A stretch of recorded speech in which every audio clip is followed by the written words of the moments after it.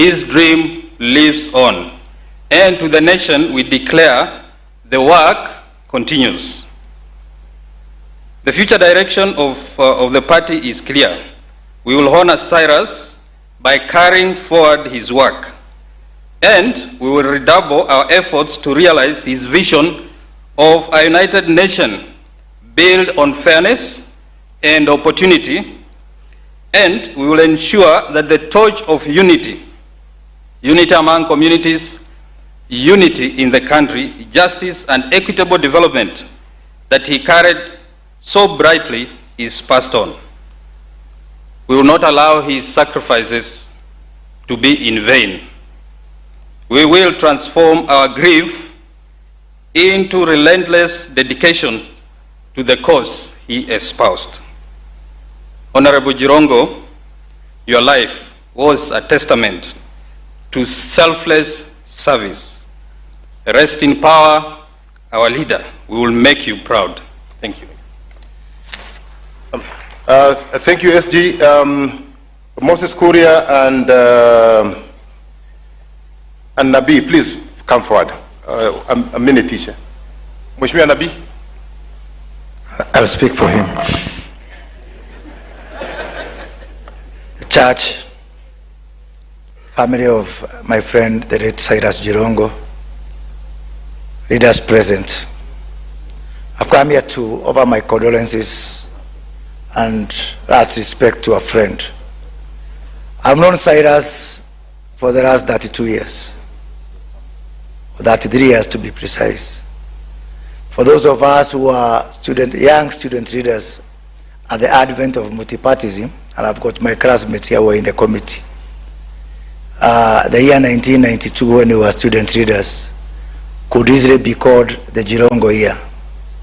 As student leaders, especially radical ones who are opposed to the then government of Daniel Arap Moi, we used to, gossip about each other. This one is pretending to be upright, but he was seen with Jirongo, and you knew what that meant that time. John Nyongesa, kwa mchezo makoha, you know what I mean. But our entry into politics that particular time was shaped by this man who was very much determined. Later, of course, I worked very closely with Jirongo. John Nyongesa used to consult for him, especially trying to manage the communication around his many cases. And much later, I had, and been known to many, a brief stint with the One Kenya Alliance with my sister mother here, and Cyrus, was very much determined before we took different paths and went different ways. We all remember Jirongo for his fortitude, his determination, and most importantly for me, for thinking big. Jirongo was a big thinker. He refused to lower the bar all the time, even when life became complicated and difficult. As Khaniri has said, I used to say about Jirongo didn't want a jam ya pesa. Pesa moja lazima imalizike, ndio ingine ikuje. He was a very good spender on that basis. I want to just finish by saying 3 things. One, I want to support George Khaniri, Senator. We need to have thorough investigation on everything that is questionable. It does not presume guilt on anyone to have thorough investigation. And I offer to buy the torch, Khaniri, in that respect. Because the truth is important, and the truth is not presumption of guilt on anyone. The second thing is, for those of us, especially, let us be each other's brothers' keeper and sisters' keeper. And especially David Morade, those of us from the Uji and Chai Society, let us be each other's brothers and sisters' keeper, because it is important that we look after each other, especially when we are on that journey. And finally, to the Mulembe nation, if there was one man who loved his community, it was Cyrus Jirongo. Every time, and Philip Kizia would bear me witness because we had those sessions, every time Jirongo got either money or prospect of money, he would call us and tell us, can we start calculating how much we need to put together all the 38 constituencies of the Mulembe nation? And I've got a message for you. and a story about one Cinderella. Cinderella spent all her time being told by her sisters that she's not beautiful. The day she discovered her beauty, life was never the same again. May God rest the soul of Cyrus in eternal peace. Thank you.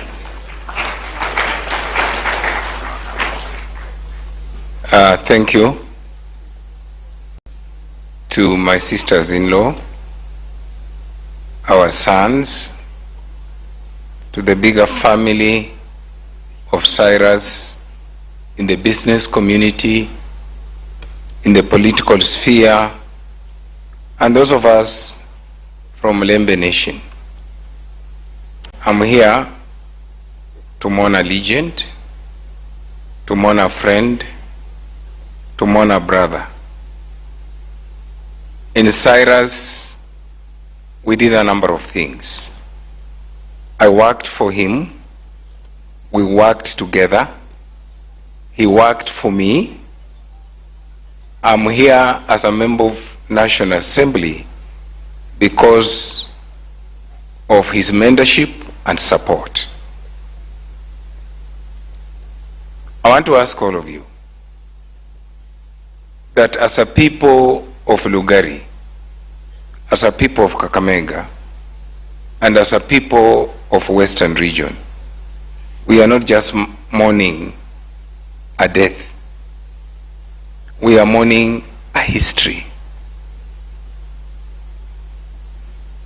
We are mourning a go-getter who placed us on the map of this country.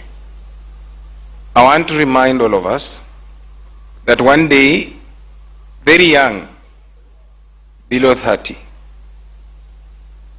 I was involved in an issue after 2007 election to reach Silas to go and vote for Marende.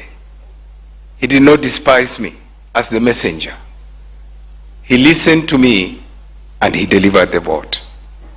My brothers, Cyrus, you did everything for the Mlembe Nation. We let you down when you needed us.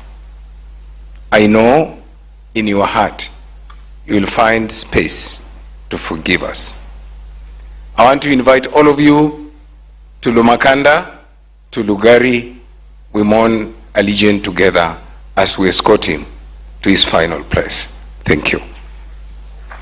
Thank you, Mheshimiwa Nabii. We recognize Senator Shionga, Mheshimiwa Maraga, Commissioner Khadija, and Mheshimiwa Ndolo. Let me call the following to give their tributes. I know you're my seniors, but mimi ndio niko prefect siku ya leo, kwa hivyo lazima mtanipatia heshima. The first speaker in that category, my brother Eugene Wamalwa, will be followed by Honorable Karua and Mzee wa Kazi, Emeritus AG Senator Wako. This time I'll not give you 1 hour, you have 2 minutes. Our Mlamua and Christine Kanini and Jirongo's family, fellow mourners, the church, may I bring my condolences to the family, the condolences of my party, the Democratic Action Party of Kenya, to the UDP family that was led by our brother Cyrus Jirongo. We say pole to you for losing a father, for a friend, and a leader. Looking at the array of mourners here, you can tell that we are here to mourn not just a great son of the Mulembe Nation, because he was a leader whose influence went beyond Western Kenya. Not just a great son of Kenya, and you can see he had friends from every corner of Kenya. You had Kikuyus, Luos, Kisis, Akambas, everybody from every corner of this country was a friend. And not just in Kenya, we've seen beyond Africa, East Africa actually, from Uganda to Sudan to Libya, and across the world, all the way from China. We are very, very grateful to have all of you here mourning this great son of Africa, the son of Kenya, the son of the Mlembe nation. For me, I knew Cyrus when I was a young man, just going to the university at the time. He was a very close friend of my late brother Mike Wamalwa, and he was also very close to the late Masinde Muliro. Talking about generosity of Cyrus, I saw it firsthand. I was told then that the richest Luya man was a man called Ambwere.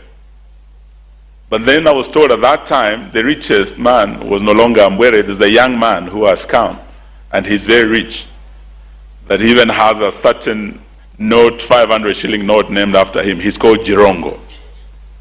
And that he was a political genius and a mobilizer who was helping Moi face a very resurgent opposition. It was a first multi-party election, and this man was called Jirongo. I was very surprised that though he was in Kanu and he was Moi's right-hand man, Jirongo still had friends across the political aisle. He would come and speak to my late brother. He would come and speak to Masinde Muliro. He was not actually limited by political boundaries. And this is how Jirongo lived his life. And that is why in this congregation you could see people across the political aisle. He did not know any borders. In fact, if he was a doctor, he would have been one of those Medicinos Sans Frontiers, doctors without borders. He did not respect the border of tribe or religion or region. He cut across.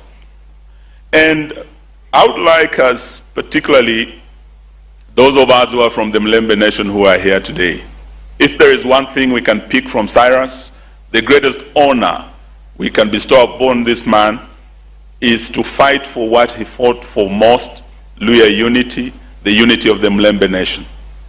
And in so doing, we must rise above our petty politics.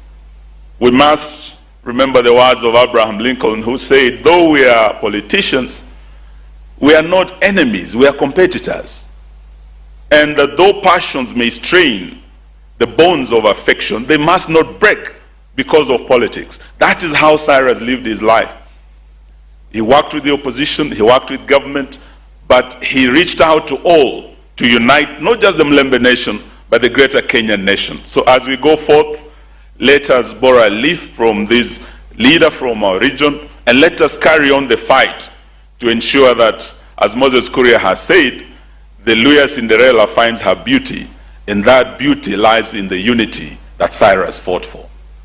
Lastly, we do know that Cyrus was a politician who spoke his mind, who spoke truth to power.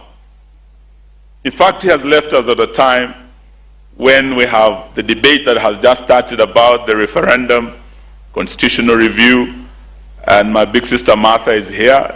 She led, as the Minister for Justice, the constitutional review that led to the review of our constitution and the birth of the 2010 constitution. That conversation has just started. Of course, they have the debate of Singapore. This is the time we would have liked the dynamite voice of Cyrus Jirongo to contribute to this national discourse that is just starting. I'm sure Cyrus might have said, well, we tried this at Bomas, at NADCO, at BBI. But right now, probably he would question, is it really our top national priority, the constitutional amendments that we want to talk about, when half of Kenya is going hungry? 55% of this country do not celebrate Christmas. Families cannot put food on the table. Up north, from Garissa to Wajir to Mandera, people are starving. And we cannot feed these families. And here we are talking about Singapore. He would have asked, our health sector is in a mess. For the first time, Kenyatta National Hospital is about to collapse. Just like a 100-year-old hospital in Kakamega called St. Mary's Mission Hospital that has been there since the colonial times is collapsing because of the failed sharp policies. He would have questioned some of these things, and we will miss that dynamite voice that speaks truth to power. And we must carry on this fight even in his absence. Thank you, and God bless you.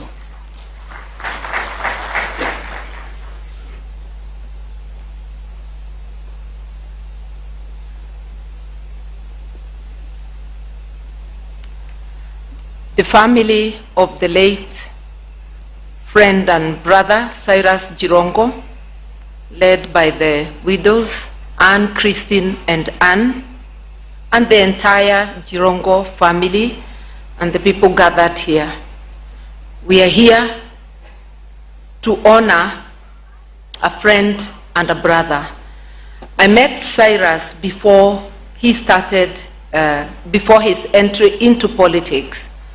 And in line with his character, he had come to the courts to bail out a friend, now a big shot in government. And in that process, because I too had gone to help that particular mutual friend, we got to know each other. Later we were to meet in Parliament.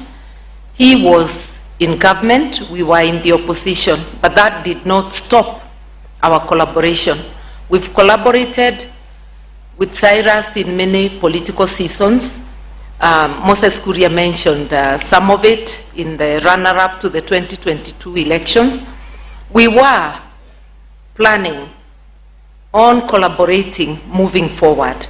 It's not going to stop. I say aluta continua. And I want to say something maybe that has not been mentioned. Cyrus had concerns about his safety. He was actually making arrangements to better secure himself. This accident came before that time. So those questions will linger. But for now, we stand with the family. We say farewell to a person who had a large heart, generous, who saw people for who they are, a person who not only loved the Mlembe nation, but humanity, and who always thought of how he could improve on what was there. So to those of us in the political category, let us carry on the work of improving Kenya. And because this is a journey, this is a process, not a short-term thing. Whatever we achieve in our times can be improved upon by the next. And let those who are in business carry on thinking big. He has gone before hitting it big. And I'm certain he was going to hit it big. So to his partners in business, carry on with his dreams and let his family reap the benefits. Rest in peace, Cyrus, till we meet again. Senator wako.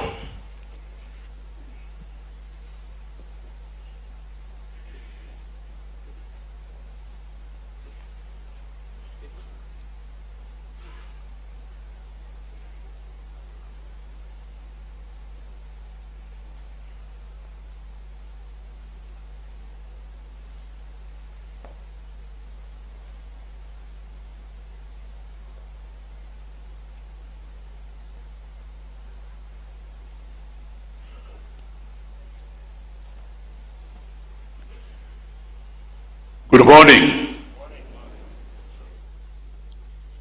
We have come and gathered here to honor, to celebrate, and to say a final goodbye to our dear friend Cyrus Shahalaga kwa Jirongo. A great man, a great Kenyan, a leading entrepreneur, and a philanthropist. I first came to know CJ, as we now called him, early in 1992, when I was the Attorney General of the Republic. He was introduced to me by two Kenyan leaders, Honorable Elijah Wasike Mwangale and Honorable Burudi Nawera. And when I first met him, I noticed immediately that he was a man of great zeal, a lot of enthusiasm, really a go-getter, and very much concerned with the future of Kenya and the future of the Mulembe nation. So from that time, we hit off well and would meet many times between him and particularly Musalia at that time.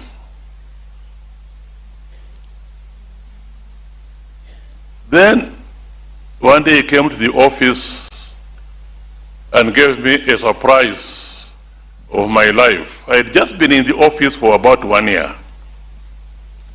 And he came and said, Wako, we want to make you Chief Justice of Kenya. I was surprised. I told him, no. I'm still a bit young. But more importantly, I was more focused on having a contribution towards constitutional and legal reforms, so we can find somebody else. And I thought he had agreed. Only later, for Mwangale and Bunawera to say the same thing, and I gave them the same answer, and I thought that put matters to rest. Only later, for the President Daniel Toroitich Arap Moi to tell me, you know, the elections are coming, we may go away and whatnot, and I don't want to have an expatriate Chief Justice anymore. At that time, the Chief Justice was Hancock's. I want an African Chief Justice, and you are the only one who can do this job. I explained to him in the best possible manner that maybe not. Then he told me, you get me a black man from anywhere in Africa, black man, to come and replace Hancock's. So I went to Ghana and convinced Apollo to come. That was Jirongo. I said he was a philanthropist. He helped many, as you have heard. Many succeed in politics, many succeed in business. He also helped me when I decided to join politics and to campaign in Busia. He came without any notice to me. I was on ODM, he was on the Federal Party, another party. He came to campaign for his people, but as far as senatorship was concerned, he told the Busia people they support Amos Wako of ODM. And also gave them something which did not mind, which went far above what I myself could give in the form of campaign. So he really campaigned for me. I said he was an entrepreneur. And I want to repeat what I think Amayo said. He was a leading contractor and developer before he even joined YK92. Maybe it's because he was such a leading developer that Nyayo approached him to lead YK92. He was the only person at that time, and by that I mean African, who was a developer and a contractor who was putting up estates in Nairobi. The only other Kenyan I knew was Kenneth Gino Matiba. Jirongo was one of them.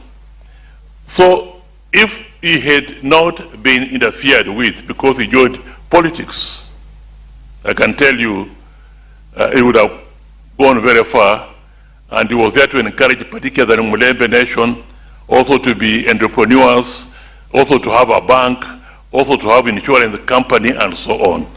We mourn a great man, and particularly in Mulembe Nation, the best way we can give him tribute is what Eugene said, let us unite. My kind condolences to the family. We shall stand with you now, and we shall stand with you in future. Thank you. Thank you. Thank you very much, Senator Wako. Thank you, Church, for tolerating our intolerance. Let me close by saying that CJ had a big dream. You're gone, but your legacy will live. To the children, especially the boys, you know who CJ was. You should stand firm, protect your mothers, protect your siblings, protect the girls. May God bless you. Thank you very much. CJ, till we meet again. Amen. Yeah, let's appreciate our honorable members and also the business associates and friends of Honorable Cyrus Jirongo. Let's appreciate them once more. So allow me at this time to invite the music team to give us one song. You are Alpha and Omega. We can stand. We worship you alone. You are worthy to be praised. You are Alpha and Omega. We worship you alone. You are worthy to be praised. Let me say, we give you all the glory. You are the glory. Oh Lord, we worship you alone. You alone are worthy to be praised. We give you all the glory. Every hour, in every situation, glory. Oh God, we worship you alone. You are worthy to be praised. Father, we give you all the glory. We give you all the glory. Glory. Oh God, we worship you. You are faithful. You are dependable. One more time. We give you all the glory. We give you all the glory. Oh God, we worship you alone. Oh Lord, you are worthy. One more time. We give you all the glory. Our lives are in your hands. You are the Alpha and Omega. We worship you alone. Oh, you are worthy to be. Everybody come and sing. You are Alpha and Omega. Everybody listen.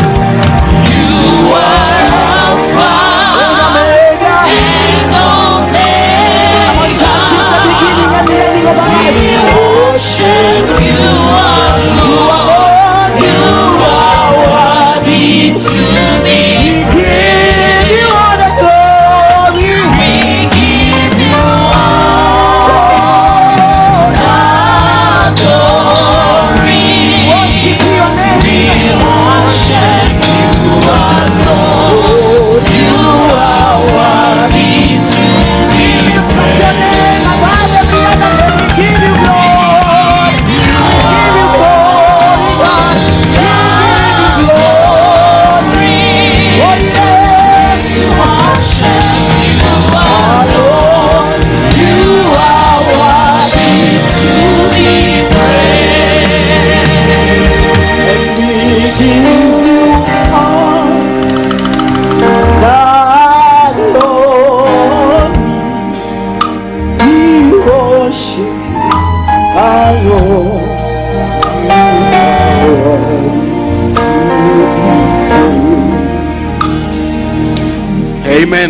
can have our seats. Let's appreciate the music team for helping us with that song. At this time, we want to hear tributes from the family. So we'll begin with siblings of Honorable Cyrus Jirongo. We'll have the siblings come, but we have Grace who will read tribute on behalf of the siblings. So the siblings to Honorable Cyrus Jirongo, kindly come up here, and Grace will be reading the tribute on behalf of the siblings. Let's appreciate them as they come.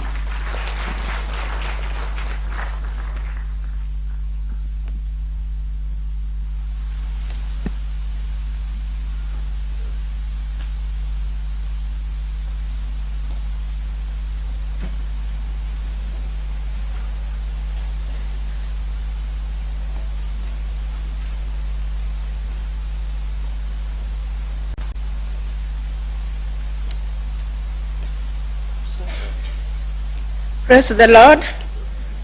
My name is Grace, the youngest siblings in Cyrus's family. We sorry 4 of us are not here. 2 of them they are back home trying to help, and one of them is not feeling well. And we ask you, when you leave here, to put him in prayer. I will read these tributes on their behalf. Our beloved brother, it is unfortunately you had to depart from us at this early stage in life. I take this opportunity to thank you, even though we are doing it through this tragedy and as we mourn. We will never understand why, but our Father in heaven knows all and knows best. You have been a role model to our children and us. And you have done so much, we cannot mention enough. We promise to carry you along on our back and in our hearts in every step we make in life. You are one of our pillars, a pillar that has fallen, but will live in us forever. Your strength and courage carried us through all times. To others, you are a politician, you are a friend, you are a money giver, all name it. But to us,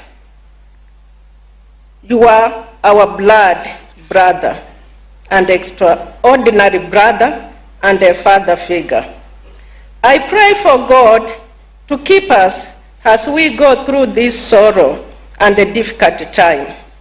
We love and cherish you, and always will. Rest well, our dear brother. Amen. And before we leave stage, I'll take this opportunity to thank our 3 sister-in-laws. They have been very wonderful human beings. And I'm asking you kindly to continue with the same spirit, even though Cyrus is gone. We love you, and let's keep pushing. Thank you, and God bless you all. Thank you. Amen. Let's appreciate the siblings to Honorable Cyrus Jirongo. At this time, I'll call the children to come, and we'll have June Jirongo and Judy Jirongo who will read tributes on behalf of the children. The children, please come. The children to Honorable Cyrus Jirongo, please come. And June Jirongo and Judy Jirongo will be able to read tributes on your behalves. Why don't we appreciate the children to Honorable Cyrus?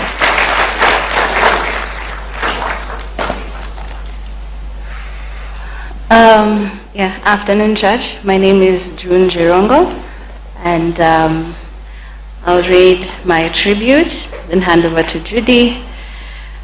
Yeah, thank you. So, let me wait.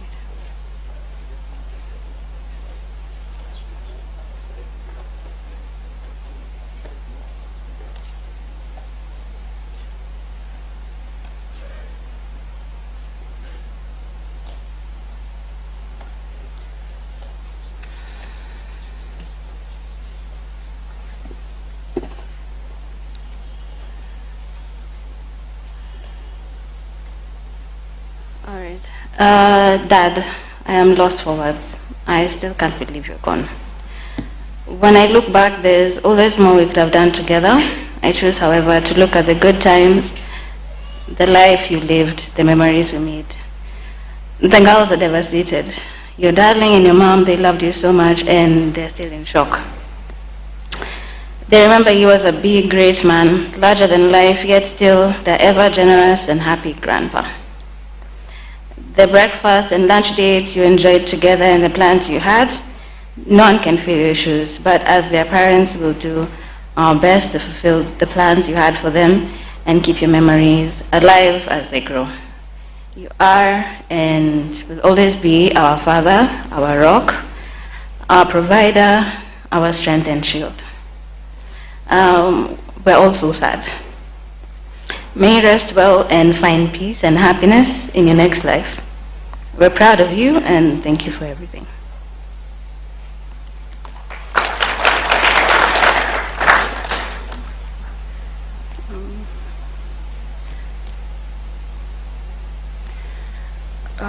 Good morning, church. My name is Judy Kalamwa.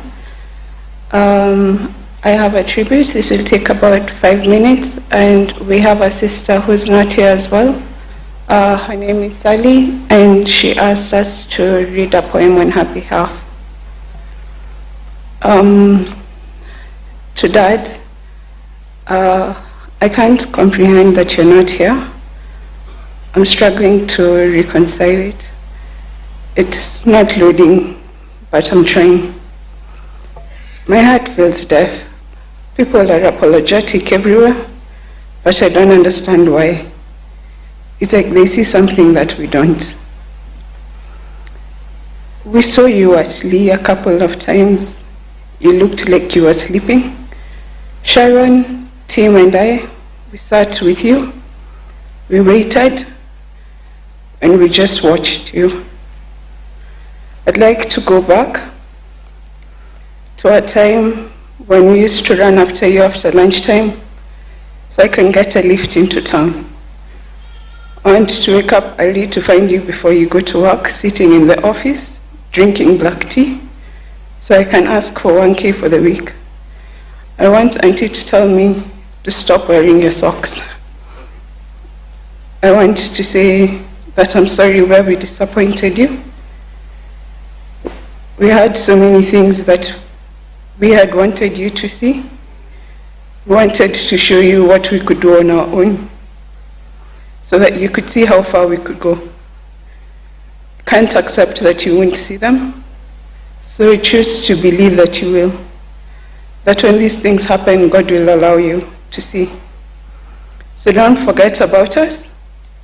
We'll wait for you. I know that you're probably busy with the new task that you've been given, and it's much better where you are than it is here. But please make time to visit us, at least on the important days. We'll wait for you every day until we die. I look forward to seeing you again. Until then, stay safe, Dad. Just one more component. To those who didn't know him, our father was a good man at heart. Like all men, he had his shortcomings. He was a man of extremes, extreme generosity, extreme compassion, and extreme grace for his children. And when things went wrong, sometimes they did go wrong in a big way. He was a man of high ideals and high expectations. As children, we looked up to him. As we grew older, we began to understand him. At times we questioned him, but overall we always deeply admired and consistently strove to make him proud. I believe that God sees him in his entirety, his heart, his spirit, his struggles and the burdens that he carried, all of him. God is a great equalizer. I pray that he gives our father grace and keeps him well. I thank God for the time that we had with our father and for the father that he gave us. I want to thank my dad for everything that he did for us. I am who I am because of him. I want to thank my mothers. Only God can repay them for what they've done for us. I thank my siblings. I'm grateful for you. Our extended family, his friends, and everyone who has supported us, be blessed. Can you allow me to read the poem that Sally had written? So this is from Sally. I tell myself to return to who I am, but grief has taken the shape I knew. I became myself beside my father, and without him I do not know my edges. Chimamanda Ngozi Adichie writes of bodies hurting in grief, tongues turning bitter, hearts racing beyond control. I feel all of this.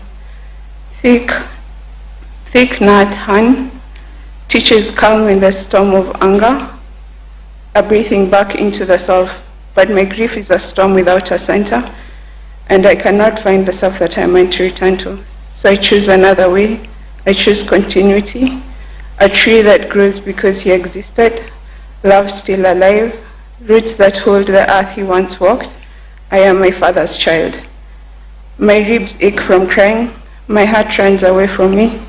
My body has become a place of breaking, my mind a hive of bees. And the world goes on unchanged.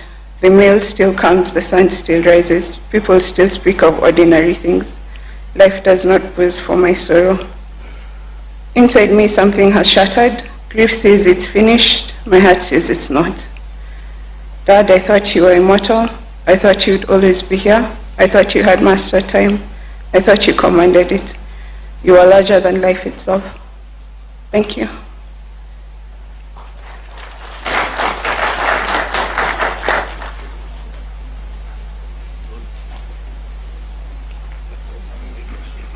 You can wait for her to do the eulogy. You can wait for Sonia to do the eulogy. Can stand with Sonia as she does the eulogy. Good morning, church. My name is Sonia Jirongo. Before my father's untimely passing, he asked that in the event this day come, I read his eulogy.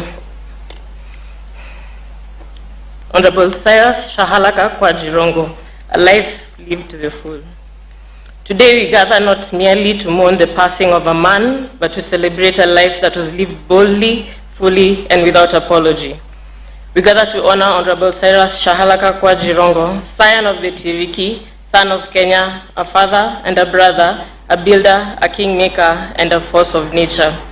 Cyrus Jirongo was born on 21st March 1961 in Virembe village, Shamahoho of Tiriki in Hamisi, to the late Paul Jirongo Shahalaka and Selina Ikonanga Jirongo.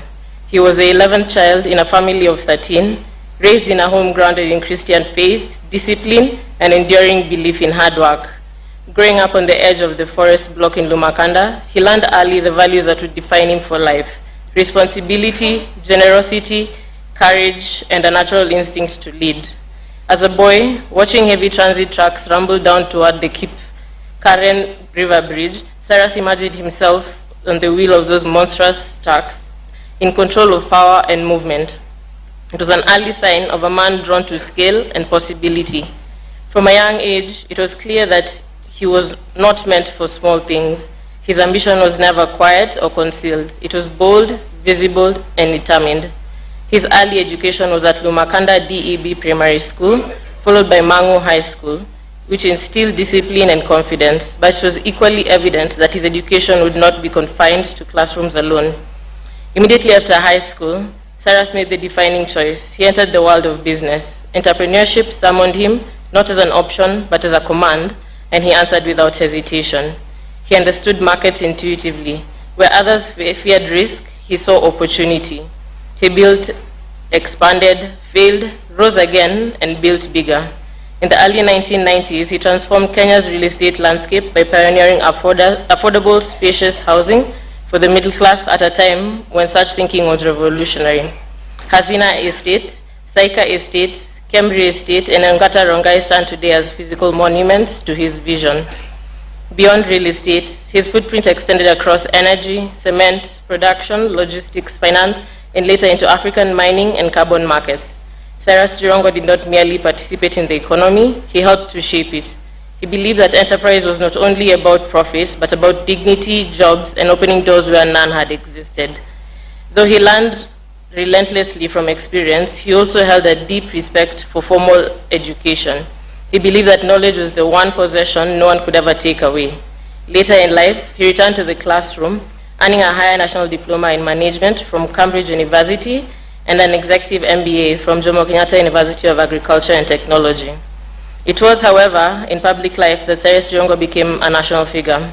In 1992, he was thrust onto the political stage as chairman of Youth for Kani 92, where he established himself as a master mobilizer, organizer, and strategist.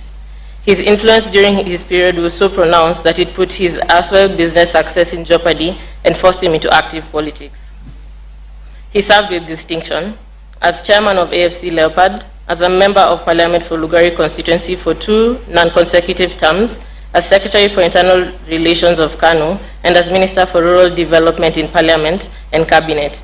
He believed leadership was practical work, connecting households to opportunity through roads, schools, clinics, water, power, and markets.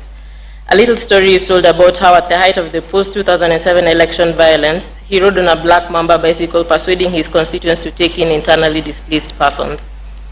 Even when his electoral ambitions did not yield victory, he never retreated from public life. Cyrus Jirongo believed that leadership was not about winning once, but about standing up every time. He founded and led political parties out of deep conviction, believing fiercely in federalism, economic empowerment, and dignity for ordinary Kenyans across the nation. For his service, he was awarded the Order of the Golden Heart of Kenya, EGH, one of the nation's highest honors. Yet those who knew him best will tell you that titles mattered less to him than impact. His proudest legacy was not office, but people. Students whose education he paid for, families he supported, entrepreneurs he backed, businesses he rescued, and communities he uplifted. His role in championing the growth of Masinde Muliro University of Science and Technology remains a lasting gift to Western Kenya and the nation. Beyond public life, Cyrus Jirongo was above all a family man, a patriarch in the truest sense. He was husband to Anne Kanini, Christine Nyokabi, and Anne Lanoi, and a devoted father to many children, each carrying a piece of his spirit. To them, he was not a politician or tycoon. He was simply dad, loud, loving, demanding, generous, and present. He celebrated their victories loudly, corrected them firmly, and believed in them relentlessly. His multicultural children speak of a man who taught not through lectures but by example, a man who believed in courage, discipline, forgiveness, and laughter. His presence filled rooms, his humor disarmed tension, his voice carried authority. He gave freely, sometimes too freely, but always from a place of love. To his siblings, Cyrus was more than a brother. He was a pillar, a shield, a provider, and a pathfinder. He carried his family with him as he rose, never forgetting where he came from, never abandoning those behind him. In life as in death, he remained the center that held many together. Cyrus Jirongo lived as he was, authentic and unapologetic. He spoke the truth, he took risks, he failed publicly and rose again every time. He believed fiercely in possibility. He loved deeply and gave generously. Today, Kenya has lost a political giant. Western Kenya has lost a son. His family lost a husband, a father, a brother, and a protector. But loss is not the final word on the Cyrus Jirongo story. He leaves behind something stronger than absence: legacy. Legacy in the lives transformed, legacy in the courage passed on, legacy in the children who carry his name and his fire. His voice may be silent, but his impact still speaks. His life was full, his race is run, and his legacy endures.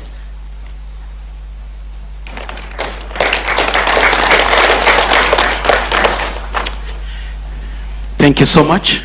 We're going to just appreciate the children of Honorable Cyrus Jirongo.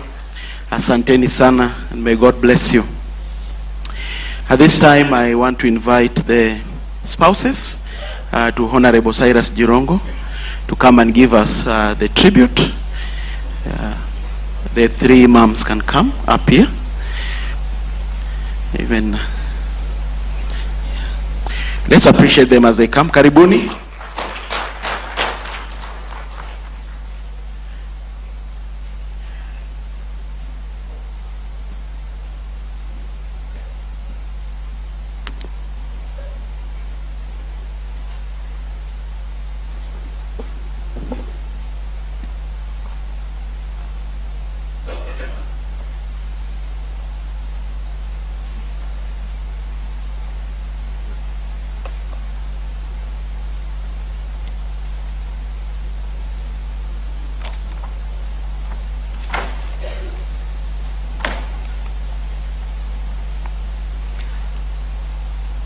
Good morning, church. God is good, and all the time. Thank you. It's not easy to stand here to talk about a beloved, so I will read my tribute. Today we gather here with heavy hearts in honor of the life of Cyrus, a beloved husband, father, grandfather, brother, uncle, friend. Words are too small in moments like this. This is because of the pain of the sudden loss, because the pain of the sudden loss is deep and overwhelming. We did not expect to say goodbye so soon, and our hearts grieve with shock and silence of the absence he has left. Cyrus was larger than life. The tragedy that took him, the tragedy that took his life, he was a man who loved, who worked hard, who laughed, who dreamed huge, who cared deeply for those around him.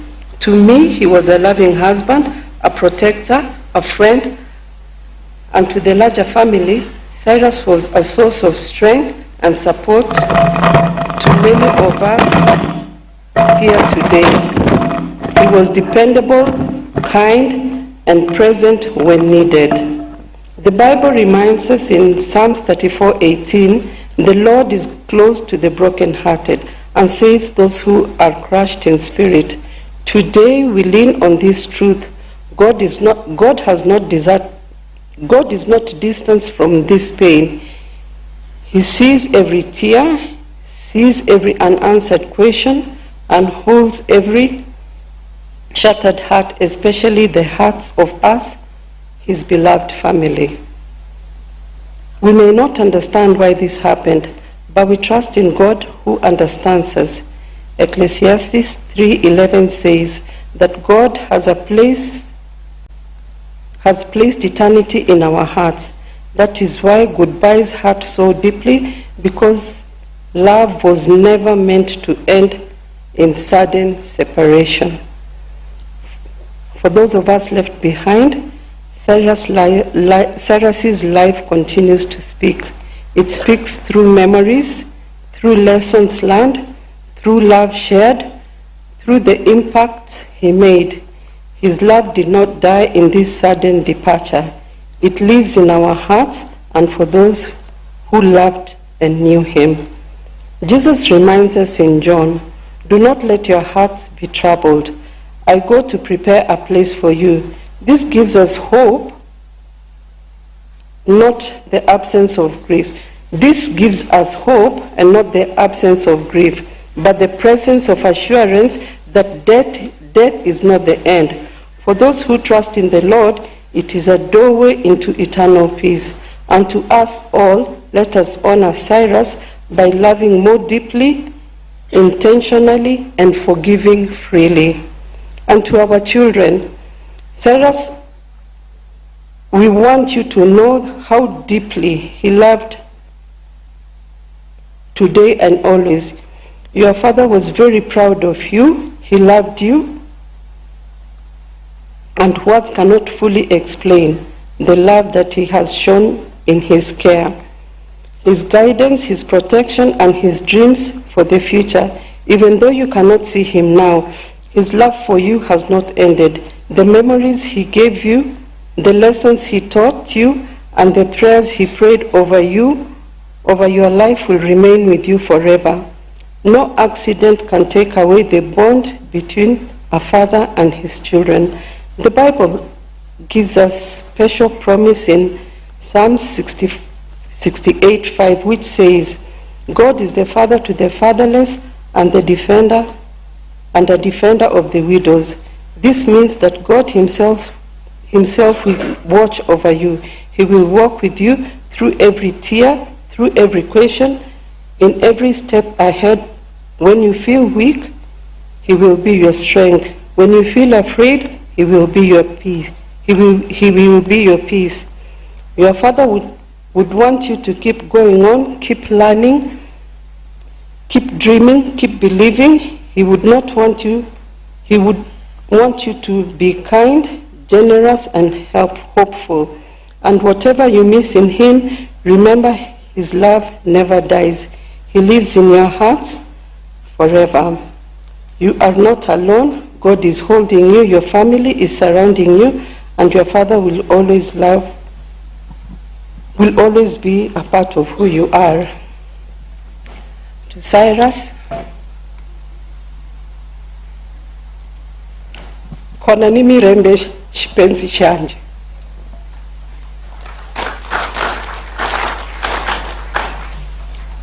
Good morning, church.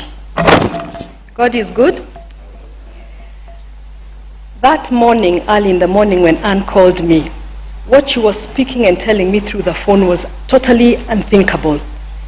For the first time in my life, I could hear my heart pounding in my ears. To read his tribute, we are not able to encompass Cyrus in just a page. In fact, we would need a book, volume 1, volume 2, and volume 3 to be able to capture exactly who Cyrus was. I will read my tribute. My name is Christine Nyokabi. CJ the man, that is what they called you in the early 90s, a name that perfectly captured a personality larger than life. To the world, you are fearless, bold, and courageous, unpretentious, and unapologetically honest. You spoke the truth without hesitation, and people listened. Your charisma drew people effortlessly, while your outrageous, unforgettable humor and booming laughter announced your presence long before you entered the room. But to me, you were much more, Cyrus. You had the biggest heart of anyone I have ever known. You treated everyone you met with the same warmth and respect, whether powerful or humble, rich or poor. Your generosity was instinctive, and your empathy for the less fortunate, deeply genuine. I cannot count the number of people who came to you with their problems, and you sat, listened, and moved immediately to help however you could. I was constantly amazed by how you came alive when faced with obstacles. You relished a challenge, and even when bruised and bloodied, you never backed down. You fought to the very end. Your love of life was infectious. You had an incredible ability to make light life's challenges, even in the most perilous times. And in your presence, we always felt safe. Meticulous and tireless, your work ethics was impossible to match. Once you set your mind on something, you pursued it with passion, discipline, and zest. You were a visionary, far ahead of your time, often seeing what others could not. Even when people failed to understand your vision, you pressed on, trusting your instincts and staying true to yourself. You lived life at speed, always a few steps ahead of everyone, leaving the rest of us trying to catch up. Through you, my world expanded in many ways I never imagined. I met people from every walk of life, cutting across the economic, political, and social spheres. You connected effortlessly, bringing together an extraordinary range of personalities who might never have crossed paths. Your influence was wide, your impact undeniable, and your presence was unforgettable. Cyrus, you never said kwaheri. There was so much more to do, so many plans yet to be realized, and so much left unsaid. I will miss your loud voice, your infectious laughter, your crooked jokes, your wicked sense of humor, your company more than words can express. You will be deeply missed and never forgotten. Your legacy lives on through your children, and I promise to remain strong on your behalf, carrying forward the love, the courage, and the vision you lived by. Rest easy, Sarah. You are and always will be a legend.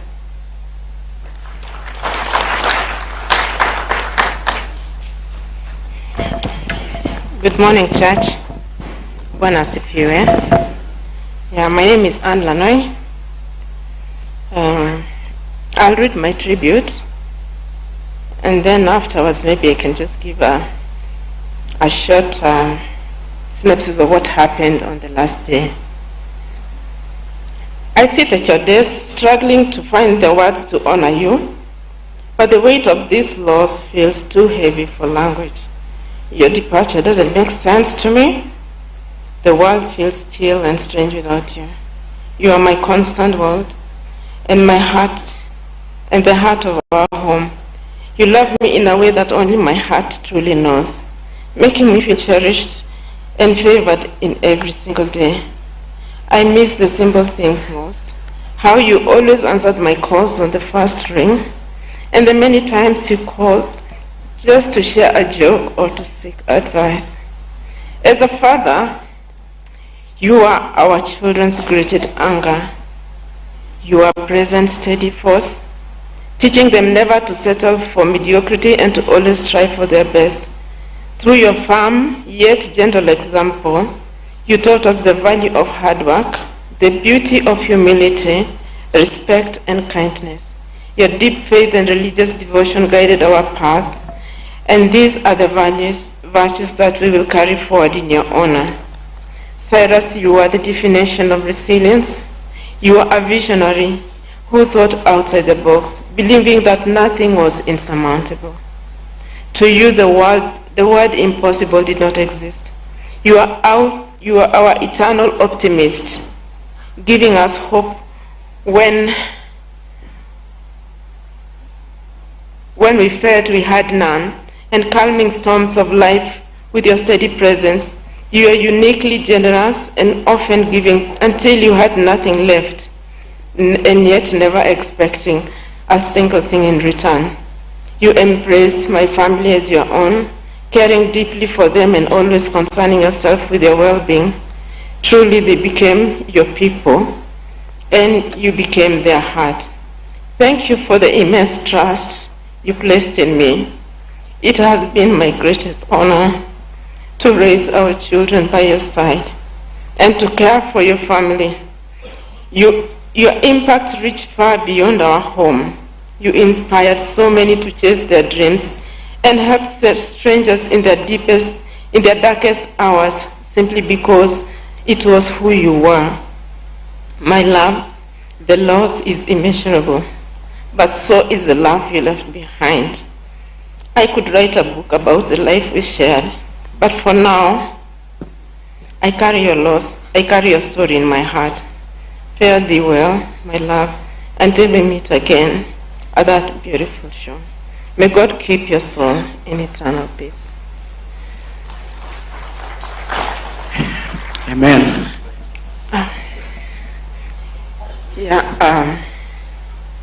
On 12th of December, that was Jamhuri Day, Cyrus called me at around 12:34, and we spoke for about 3 minutes and 45 seconds.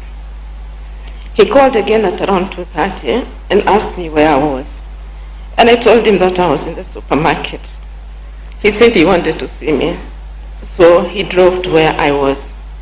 When he reached the parking, he called me and told me he was outside. So I just put the trolley aside and went to see him. I sat in the car, we had a conversation, and then he left. He told me he was going back to the office to build his castles. He told me I'm going to dream and build my castles in the office, but later I'll be going to see the Honorable Speaker, Wetangula. Later, he FaceTime called me at around 4, told me he never even went to the office, that he had gone to the house and was just feeling tired and went to sleep. So when he called, he was just on the chair. He told me he had been dozing on the chair for about 2 hours. And that was the last time I spoke to Cyrus. And the time he came to the parking at the supermarket was the last time I saw him. I had a restless night that night. I didn't sleep well. And the feelings I had were really strong. So I looked at my watch, at my phone, and it was exactly midnight. I could not really decode what I was feeling. So I took a screenshot of my phone. It is the picture on my tribute. It was exactly midnight. And I could hear voices saying, "It is over. It is over." I couldn't make sense of it. At 3 o'clock, 3:20, when I got the call, I was still awake, trying to make sense of what I was feeling. I saw his call, but when I picked, it was not him. Someone asked me if I knew the owner of the phone, and I told him, "Yeah, that's my husband." I asked where he is, if I could speak to him.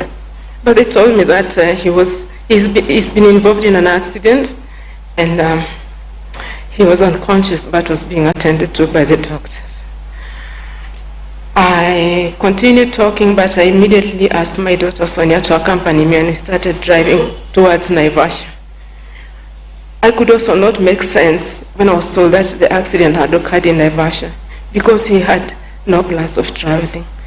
So it was, at first I thought it was a prank, but then the officer identified herself and said she was Corporal Rhoda of Naivasha Police Station. So I drove and I went.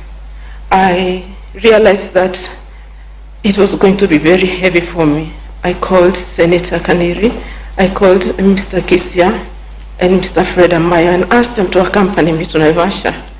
And I'm glad that even at that hour, at 3 a.m. in the morning, they woke up and they followed me alongside their spouses. And we kept going, we kept communicating. I also called his doctor, Martin Wanyoike, and put him on high alert. I told him Cyrus has been involved in an accident, kindly be on high alert. And he called back and even sent me a number for the air rescue. Finally, when I called the police officer, I told him the air rescue requires a landmark for them to land. That's when the commandant of Naivasha Police Station told me, "Mama, hii sasa siyo rescue mission, mzee ametuacha." It was devastating. We stopped the car on the roadside and we just screamed and cried and cried. I informed Christine Nyokabi, I informed Kanini of what has happened. I also informed her siblings. And I called some of our children, Jake, Tim, and June. I told them to follow because things were really bad. I had also called Honorable Sudi. Though he did not answer, he called me at around 6, and I also informed him about what had happened. We reached there. We found Cyrus in the morgue at Naivasha Mortuary. So the rescue mission changed now to something else. So I called Lee Funeral Home and asked them to send us a hearse. And the whole team, we converged at the morgue and we brought him back to Nairobi. It is a terrible loss. It was so shocking to speak to someone a few hours and then later be told that he is no more. I pray for your prayers for the family. The children have been hardest hit, but God will give them strength. And I pray that all the children, let us be strong, let us love one another, and let us continue with Dad's legacy. Dad was a fair man. He believed in equity, and he never discriminated against anyone. And I pray that God will give us the grace to continue that and to be fair to all the children and give them what they deserve. God bless us all. Thank you.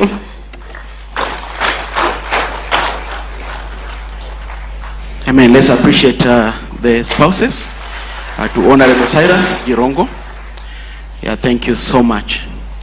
At this time, we want to give the offering as a tradition of Christ is the Answer Ministries. When it comes to offerings in the memorial service or the funeral service, the offerings normally go to the family. So as you are giving, you know that you are giving to the family, you're not giving to the church. So if you had no opportunity to give, this is your opportunity. Whatever you give will go to the family. That is the policy of CITAM. And at this time, I'll invite the music team to come and give us a hymn. And then we have ushers who will be bringing some bags. And again, also for those who are giving digitally, the details are on the screen. So you are giving to the family. So that whatever you give is going to the family.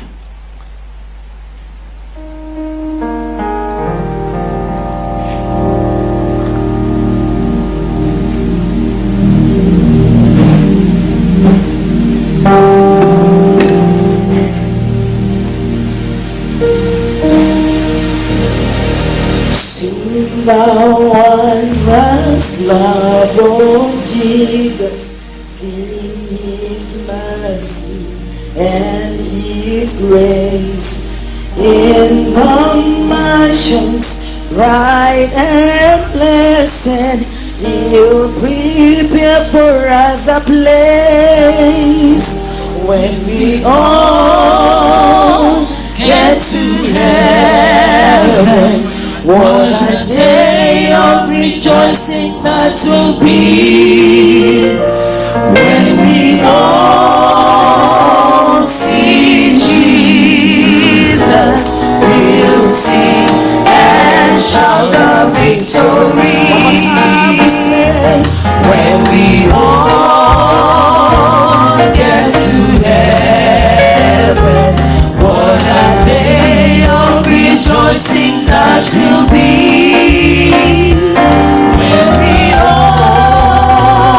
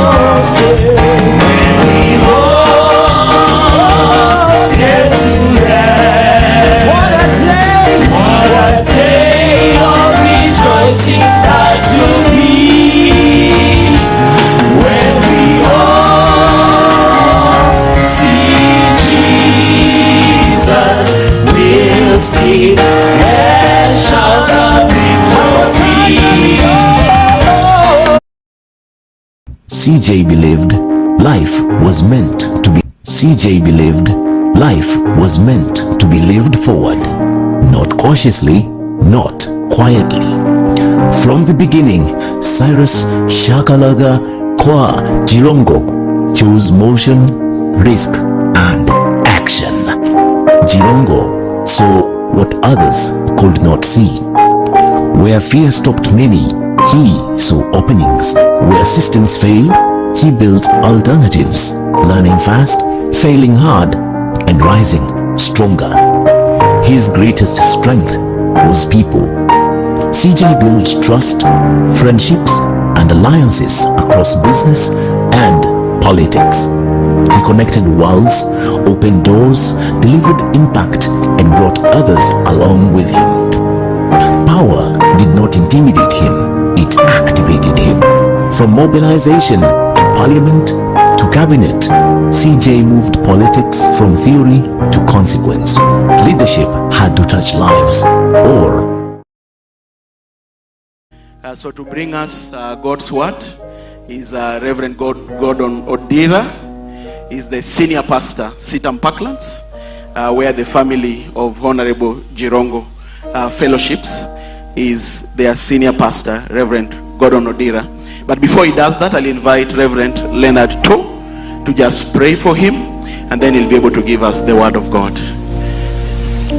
Thank you, Reverend Agoya. Praise the Lord. Yes, Leonard To, Sitam Parklands, we are part of the family worships, and so we bring our condolences.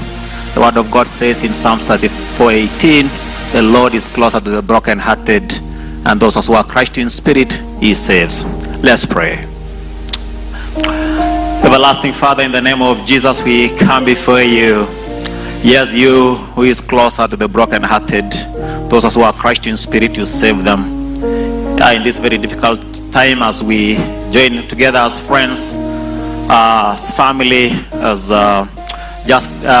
nation as well, just to just mourn together and celebrate the life of CJ, who has gone ahead of us. Lord, we pray for comfort. And even as your word comes forth from your servant, the vessel that you prepared, may you use him even to bring us a word of encouragement during this season. In Jesus' name we pray. Amen. Welcome, Reverend Odila. Good afternoon, and praise the Lord.